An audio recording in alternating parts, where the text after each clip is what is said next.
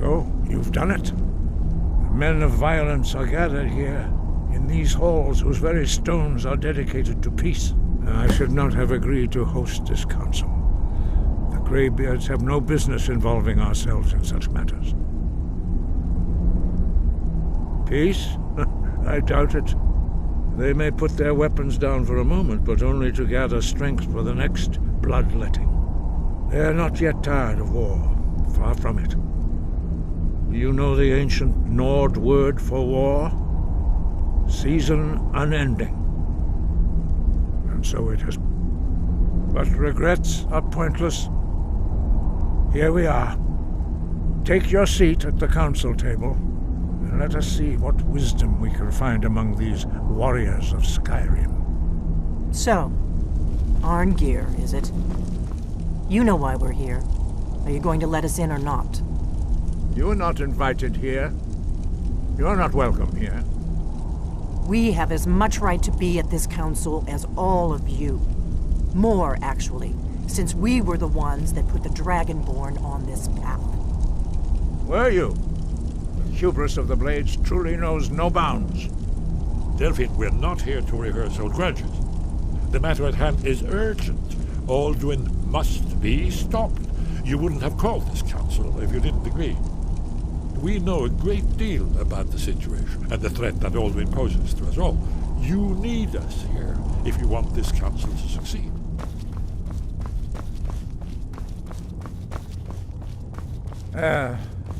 Very well. You may enter.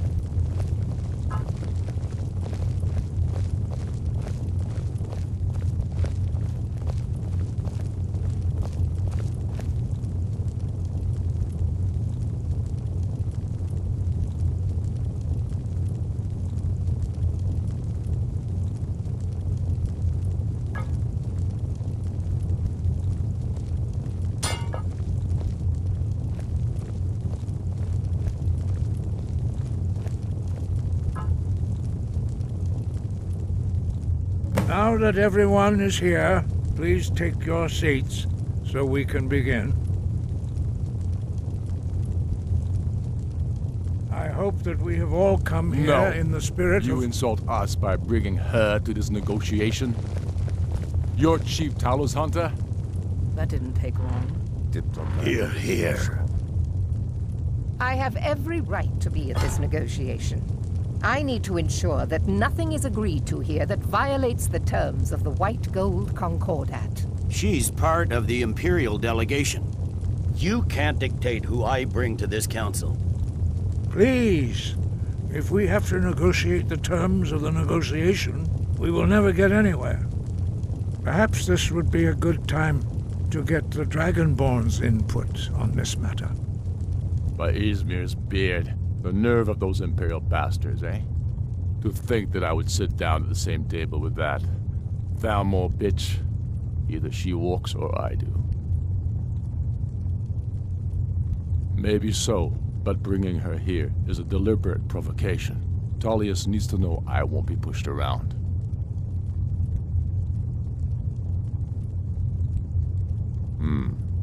It feels like a mistake to me. But I'll bow to your judgment on this.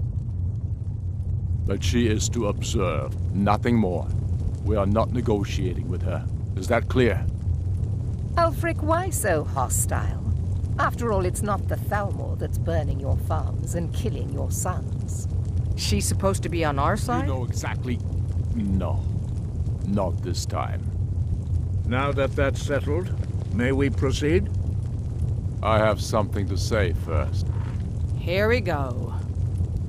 The only reason I agreed to attend this council was to deal with the dragon menace. There's nothing else to talk about. Unless the Empire is finally ready to renounce its unjust claim to rule over the free people of Skyrim. I knew he wouldn't be able to We're resist. here to arrange a temporary truce to allow the Dragonborn here to deal with the dragons, nothing more. I consider even talking to the Empire a generous gesture. Are you done? Did you just come here to make speeches, or can we get down to business? Yes, let's get this over with. Are we ready to proceed? Jarl Ulfric, General Tullius, this council is unprecedented. We are gathered here at the Dragonborn's request.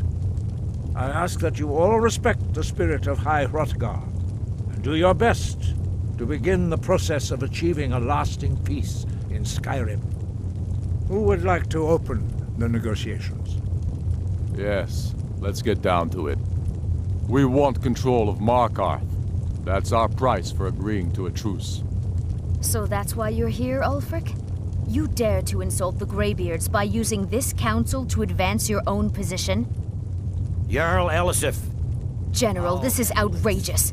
You can't be taking this demand seriously. I thought we were here to discuss a truce. Elisif, I said I'd handle it. Ulfric, you can't seriously expect us to give up Markarth at the negotiating table. You hope to gain in council what you've been unable to take in battle, is that it? I'm sure Jarl Ulfric does not expect something for nothing. Yes, that'd be entirely What would out the of character. Empire want in return? Wait, General, you don't intend to just hand over Markarth to that traitor? This is how the Empire repays us for our loyalty? Enough. First, let's be clear. This council wasn't my idea. I think it's a waste of time. You are a traitor to the Empire and deserve a traitor's death. But I at least will negotiate in good faith. Since we're all here at your request, I'd like to hear what you think Markarth is worth.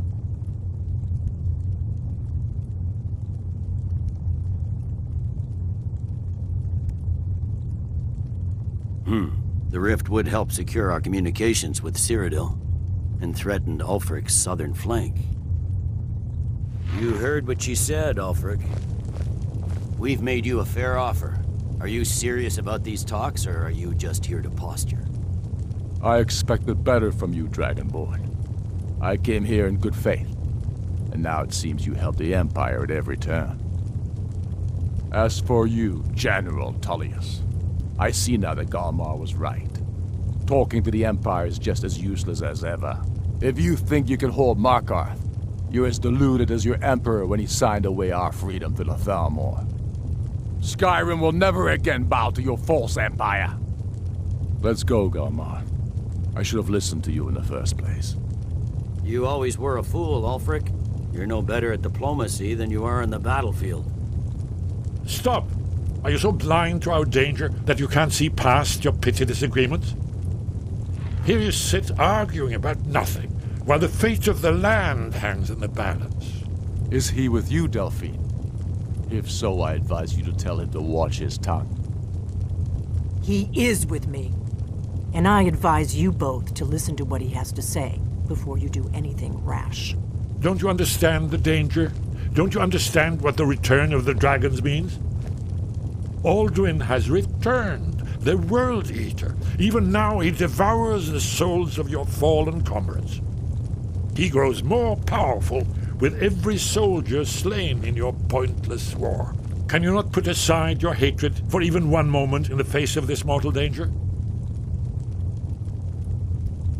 A very pretty speech.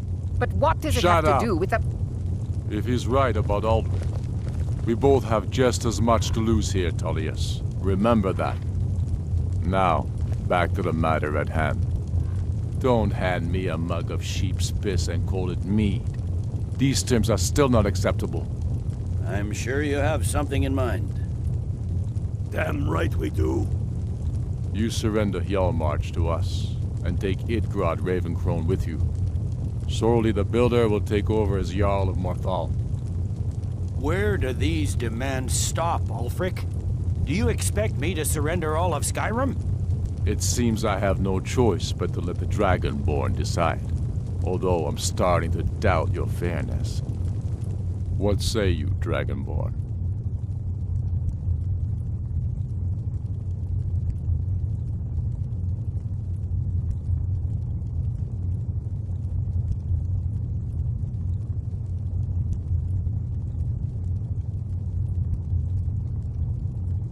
Spoken like a true daughter of Skyrim. I suppose that's the fairest deal we're likely to get. It seems we may have an agreement. Jarl Ulfric, General Tullius, these are the terms currently on the table. Markarth will be handed over to Ulfric's forces, Jarl Igmund will step down, and Thongvor Silverblood will become the Jarl of Markarth. The Stormcloaks will withdraw from the rift, allowing Imperial troops unhindered access. Jarl Leila Lawgiver will step down, and Maven Blackbriar will become the Jarl of Riften. Jarl March will be turned over to Ulfric, with Sorley the Builder assuming the Jarlship. You both agree to this? The Sons of Skyrim will live up to their agreements, as long as the Imperials hold to theirs. What about you, Elisif? Are these terms to your liking? Speak up! I'm sure General Tullius is waiting to do your bidding. I have nothing to say to that murderer. General, you've proven yourself a good friend to Skyrim. I continue to trust that you will do your utmost to safeguard our interests. Thank you, Jarl Elisif. I appreciate your loyalty. The Empire can live with these terms, yes, for a temporary truce, until the dragon menace is dealt with. After that, Ulfric, there will be a reckoning. Count on it. Come on, Galmar. We have a lot of work to do. Giving up Markarth is a heavy price for this truce, Dragonborn. I hope it was worth it. Jarl Balgruf, I assume you are familiar with the Dragonborn plan? Yes, I'm ready to do my part. Just say the word, and my men will help you spring this trap. But the difficulty remains how to lure a dragon to Dragon's Reach at all. Well, that's an excellent question. You haven't overlooked that little detail, have you? I believe I can be of help here. I anticipated the problem. While you were arranging this meeting, I was busy in the library of Skyhaven Temp, an unguessed trove of lost lore. But the important thing is that the Blades recorded many of the names of dragons they slew. Cross-referencing this with Delphine's map of dragon burial sites, I believe I've identified one of the dragons that Alduin has raised up. Don't you see? The names of dragons are always 3 words of power, shouts. By calling the dragon with a voice, he will hear you wherever he might be. He's not compelled to, but dragons are prideful by nature and loath to refuse a challenge. Your voice in particular is likely to intrigue this dragon after your victory over Alduin. I think it's very likely that he will be unable to resist investigating your call. Indeed. I'm no master of the voice, like these worthy gentlemen, but it is written here in this scroll. Oda Ving, winged snow hunter, as I read it.